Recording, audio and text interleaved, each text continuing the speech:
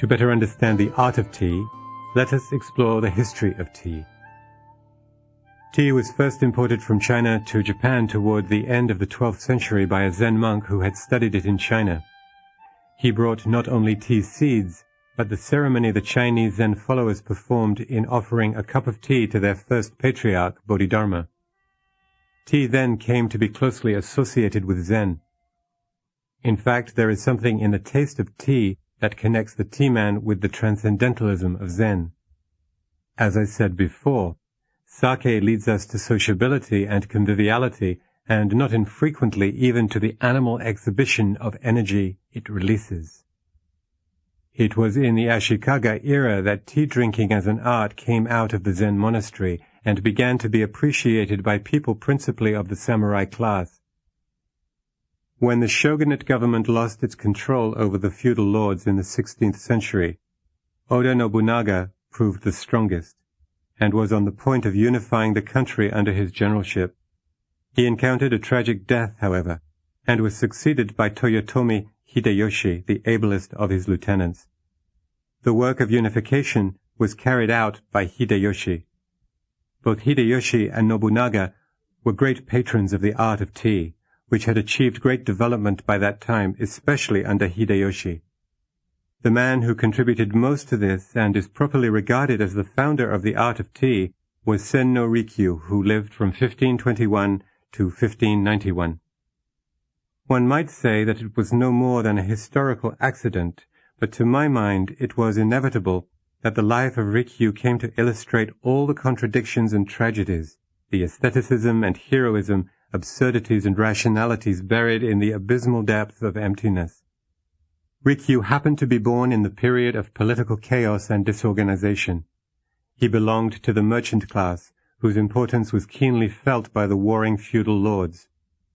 Gradually and quietly, Rikyu came to perform a secret political function in connection with his artistic genius and personality. He became in time a great friend of Hideyoshi's.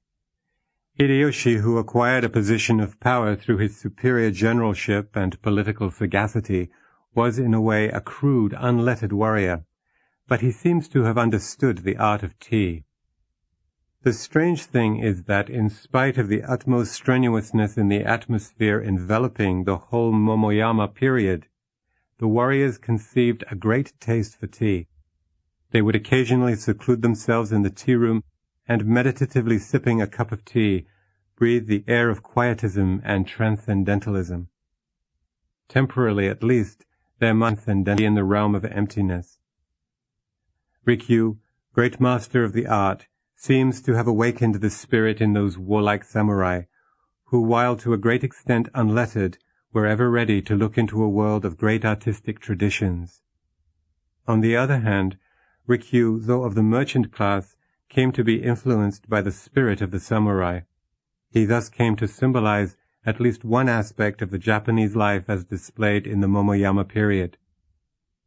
Where power rules, the slightest suspicion of its infringement is swept away with utmost swiftness. When Hideyoshi was informed, falsely or truly, of a supposed intrigue on the part of Rikyu, the latter had immediately to submit himself to the despot's almighty will. He was to die by his own hand, a privilege allowed to an honorable samurai. The last scene is dramatically depicted by Okakura Kakuzo, author of the Book of Tea, in the following manner. On the day destined for his self-immolation, Rikyu invited his chief disciples to a last tea ceremony. Mournfully, at the appointed time, the guests meet at the portico. As they look into the garden path, the trees seem to shudder, and in the rustling of their leaves are heard the whispers of homeless ghosts. Like solemn sentinels before the gates of Hades stand the grey stone lanterns. A wave of rare incense is wafted from the tea-room. It is the summons which bids the guests to enter. One by one they advance and take their places. In the tokonoma hangs the kakemono, a wonderful writing by an ancient monk dealing with the evanescence of all earthly things. The singing kettle, as it boils over the brazier, sounds like some cicada pouring forth his woes to departing summer. Soon the host enters the room. Each in turn is served with tea, and each in turn silently drains his cup, the host last of all. According to established etiquette, the chief guest now asks permission to examine the tea equipage. Rikyu places the various articles before them with the kakemono. After all have expressed admiration of their beauty, Rikyu presents one of them to each of the assembled company as a souvenir. The bowl alone he keeps. Never again shall this cup, polluted by the lips of misfortune, be used by me. He speaks and breaks the vessel into fragments. The ceremony is over. The guests, with difficulty restraining their tears, take their last farewell and leave the room. One only, the nearest and dearest, is requested to remain and witness the end. Rikyu then removes his tea gown and carefully folds it on the mat, thereby disclosing the immaculate white death robe which it had hitherto concealed. Tenderly he gazes on the shining blade of the fatal dagger, and in exquisite verse thus addresses it. Welcome to thee, O sword of eternity. Through Buddha and through Dharma alike, thou hast cloven thy way. Then with a smile upon his face, Rikyu passed forth into the unknown. Unquote. How would we ever connect the escapism of the art of tea with the tragic ending of the tea master? How could one expect to see the solitary sword of emptiness fly heavenward, killing both Buddhas and Maras, that is, devils, friends and foes, tyrants and slaves? When Hideyoshi once wanted to see Rikyu's morning glories, Rikyu chopped down all the flowers in the garden, and when Hideyoshi entered the tea room, he saw just one single flower in the vase. All the rest was sacrificed for the one, and now even this one was to be sacrificed by the same hands which mowed down the 100 others. But was it really sacrificed? Did it altogether disappear from the cultural history of Japan? No, there still stands the one sword glittering cold against the sky. As I said before, the spirit of tea is poverty, solitariness, and absolutism, which concretizes the philosophy of emptiness. When, therefore, the tea room begins to be filled even with a few people, its spirit is violated, and some regulating principles come to be established. As Lao Tzu says, the great Tao obliterates itself when benevolence and righteousness assert themselves. The tea room is really reserved for one person who, all by himself, sits there with the same spirit which inspired the Buddha at his birth to exclaim, "Heavens above, heavens below, I alone am the most honored one." When a second person enters, the one splits itself, and there starts a dualism out of which we have a world of multitudinousness. The tea room then demands rules whereby somehow the original peace is to be preserved. The art of tea, or so-called tea ceremony, is a degeneration. But this was in fact the way the warriors in the warring period from the late 15th through the 16th centuries learned to get a glimpse into a realm of transcendentalism or of emptiness. The tea room then became a spiritual training station, and the art a disciplining technique for the samurai. Generally, the principles regulating the tea room are 4. 1 is harmony, or wa. 2 is reverence, or kei. 3 is purity, or sei. And 4 is tranquility, or jaku. The first 2 are social or ethical. The third is both physical and psychological, and the fourth is spiritual or metaphysical. When one goes over these 4 items, one will see that here are represented the 4 schools of Oriental teaching. Confucianism is for the first 2, Taoism and Shintoism for the third, and Buddhism and Taoism for the 4th. Harmony, the first, may also be regarded as Taoist because one of its practical teachings is to retain a harmonious relationship with nature, that is, between the male and the female principles. It is due to this harmony that the world goes on forever without exhausting its energy. The baby may cry all day, but it will retain its voice without getting hoarse.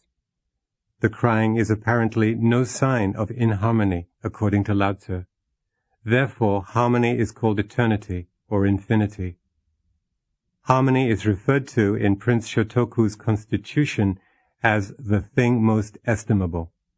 This is no doubt political, reflecting the state of affairs which existed in his day. Before we proceed further, a few words on this constitution. It consists of 17 articles based on Buddhist and Confucian ethics and philosophy. It opens with a statement about Wa, harmony. The Chinese character for harmony, Ho, also means softness. It also is warmth. As a man stands in the soft, warm, relaxing spring breeze, he is to feel much in the same style in the tea room. In whatever sense the compiler of the Constitution wished to have Wa or Ho understood by his subjects, there is no doubt that the tea man's idea of Wa is to see a soft, tender, conciliatory, yielding atmosphere pervading the room, barring all the arrogant, individualistic, self-assertive spirit so characteristic of modern Japanese young men. Purity, the third principle, is no doubt Shinto. The hand-washing and mouth-rinsing remind us of ablution. But when it goes beyond mere superficiality and acquires a deeper sense, it touches upon Taoism. In the Tao Te Ching we read that heaven is pure because of its oneness. The purification of the heart is Buddhist. But the art of tea is here more concerned with general cleansing and orderliness, which tend to make the mind free from unnecessary psychological encumbrances. Tranquility, which is the last principle governing the art of tea, is the most pregnant one. Where this is lacking, the art will lose its significance altogether. For each particular performance that goes to a successful conduct of the art is so contrived as to create the atmosphere of tranquility all around. The massing of rocks, the trickling of water, the thatched hut, the old pine trees sheltering it, the moss-covered stone lantern, the sizzling of the kettle water, and the light softly filtering through the paper screens, all these are meant uniformly to create a meditative frame of mind. But in reality, the principle of tranquility is something that emanates from one's inner consciousness as it is especially understood in the art of tea. This is where Zen Buddhism enters and turns the whole situation into an intimate relationship with the larger sphere of reality. The tea room is a sense organ for the tea man to express himself. He makes everything in it vibrate with his subjectivity. The man and the room become one, and each speaks of the other. Those who walk into the room will at once realize it. Here is the art of tea. The tea man is generally very sensitive to anything jarring in his environment. His nerves are in this respect very well trained, indeed sometimes too well. But to appreciate and enjoy the tea, it is not really necessary to be too critical about such things. Let the mind be not concerned with details. Let it be in a receptive frame so as to take in the trickling of the water and the rustling of the pine needles, and it will then be able to breathe a spirit of tranquility into all the surrounding objects. Purity may belong to the subject as well as to the object, but tranquility or serenity is a spiritual quality.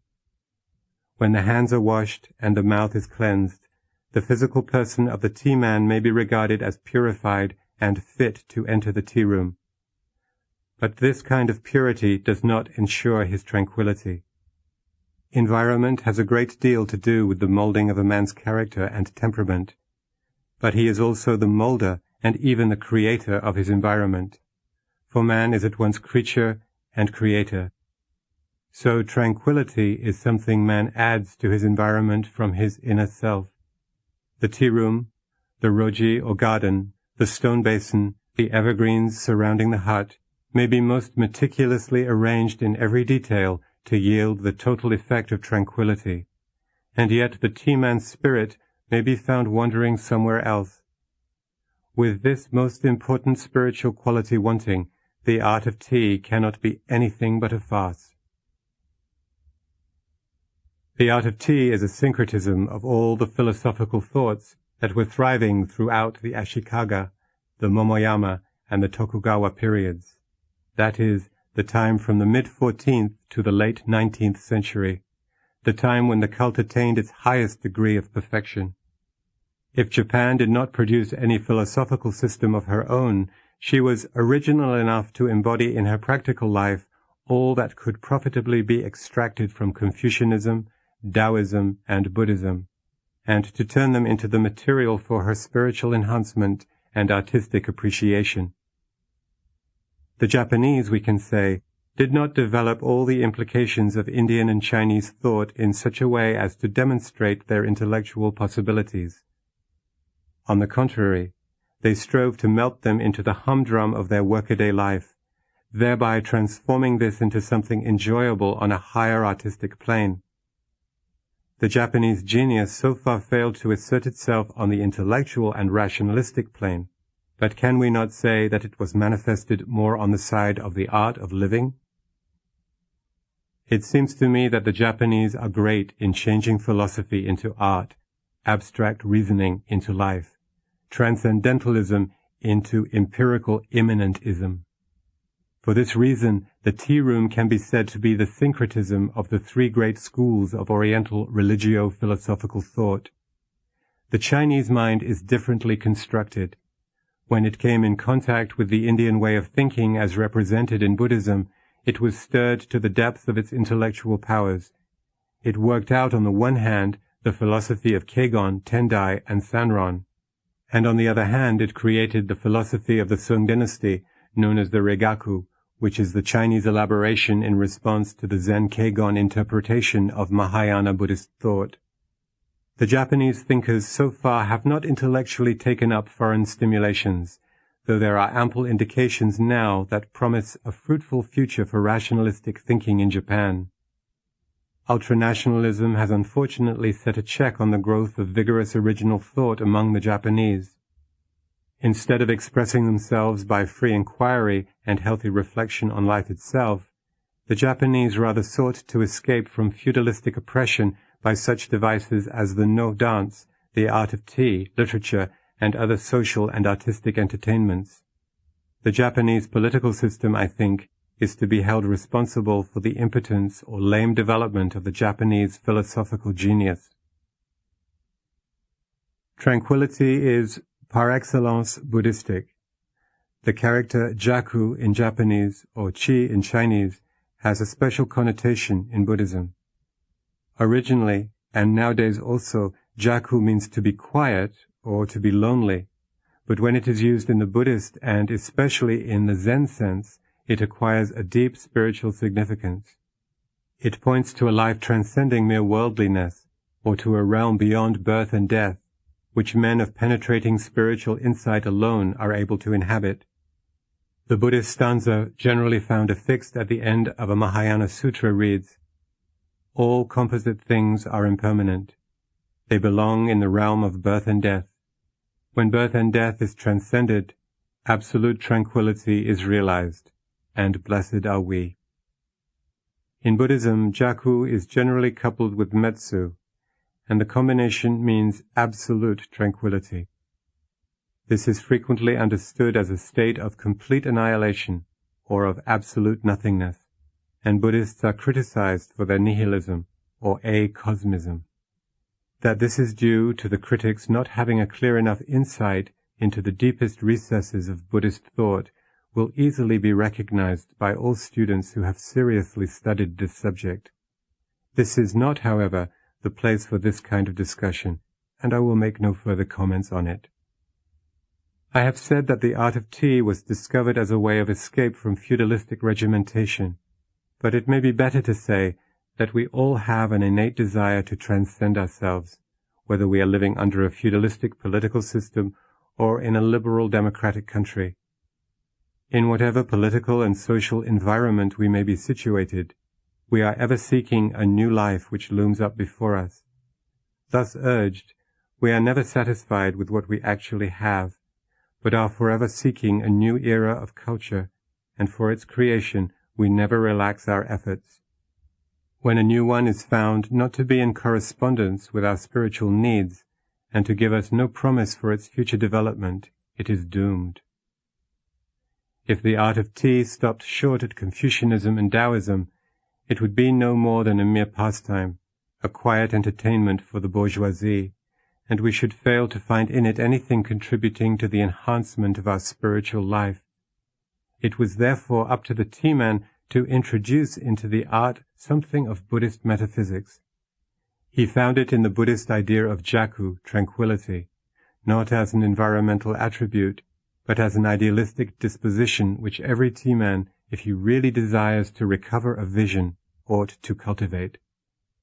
Tranquility, therefore, in the art of tea, is a spiritual quality transcending birth and death, and not a mere physical or psychological one. This must carefully be kept in mind when the tea is spoken of as a step toward devoting one's life to a higher level from which one is to view our ordinary world, and to live in it as if not in it. The following is the view of the tea held by Seisetsu, a Japanese Zen master of the late 18th and early 19th century, the late Tokugawa era. My tea is no tea, which is not no tea in opposition to tea. What then is this no tea? When someone enters into the exquisite realm of no tea, they will realize that no tea is no other than the Great Way itself. In this way there are no fortifications built against birth and death, ignorance and enlightenment, right and wrong, assertion and negation. To attain a state of no fortification is the way of no tea.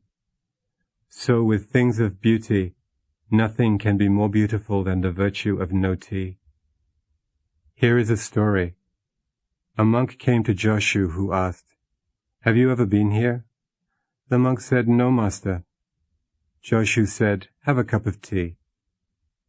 Another monk called, and the master again asked, "Have you ever been here?"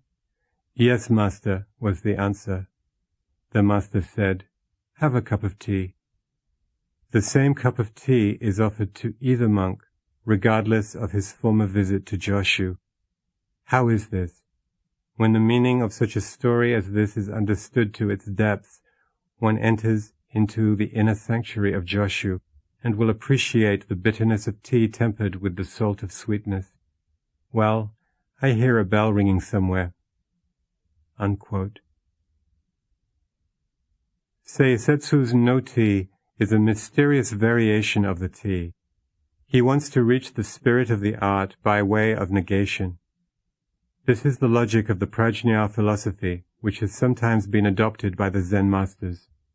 As long as there is an event designated as tea, this will obscure our vision and hinder it from penetrating into tea as it is in itself. This is particularly the case with what may be called the psychology of the tea. When someone is all the time conscious of performing the art called tea serving, the very fact of being conscious constrains every movement, ending in their artificially constructing a fortification. They always feel themselves standing against this formidable thing which starts up a world of opposites, right and wrong, birth and death, tea and no tea ad infinitum. When the tea man is caught in these dualistic meshes, he deviates from the Great Way, and tranquility is lost forever.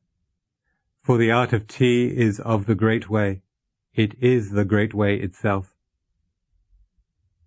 This transcendentalistic conception of the art of tea is not to be understood as something undiscoverable in our prosaic workaday life. To interpret the tea in this light is not in accord with its spirit.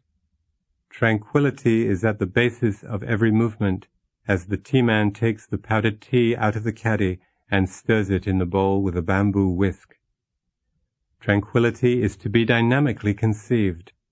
Otherwise, it splits the mind in two and makes the tea man sit outside himself. The man and the work are bifurcated and the tea ceases to be the no tea. As long as there is any consciousness of a split between act and actor, the opposition causes friction, and the friction builds up fortifications. The prajna philosopher would say, tea is tea only when tea is no tea. So long as there is any kind of fortification, there will be no unobstructed flowing. The principle of tranquility which makes up the art of tea will be violently negated. Plotinus had his own way of expressing this idea, as follows. There were not two. Beholder was one with beheld. It was not a vision compassed, but a unity apprehended. The man formed by this mingling with the Supreme must, if he only remember, carry its image impressed upon him. He is become the unity, nothing within him or without inducing any diversity. No movement now, no passion, no outlooking desire, once this ascent is achieved. Reasoning is in abeyance, and all intellection, and even, to dare the word, the very self. Caught away, filled with God, he has in perfect stillness attained isolation. All the being calmed, he turns neither to this side nor to that, not even inward to himself. Utterly resting, he has become very rest. Unquote. The Platinian rest is no other than the tea-man's jaku. The Bhagavad Gita's way of expressing this is rather strong, and deeply breathes the spirit Rikyu exhaled at his last moment by throwing his sword skyward. But he whose mind dwells beyond attachment, untainted by ego, no act shall bind him with any bond. Though he slay these thousands, he is no slayer. Objectively and relatively speaking, this may stagger some of our listeners, but we must remember that the author of the Gita had his own viewpoint, which evades our intellectually limited measurement. Emerson must have been influenced by this when he wrote Brahma, the first 4 lines of which run, If the red slayer think he slays, or if the slain think he is slain, they know not well the subtle ways I keep and pass and turn again. Why? Because the poem explains, Far or forgot to me is near, shadow and sunlight are the same, the vanished gods to me appear, and one to me are shame and fame. Rikyu's sword that opened up his own bowels is also the one that slays Buddhas and patriarchs, saints and sinners, creator and created. When the art of tea reaches this height of enlightenment, the Zen master's tea of no tea is realized.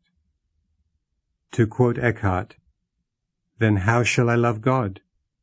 Love him as he is, a not God, a not spirit, a not person, a not image, as sheer, pure, limpid one, alien from all duality.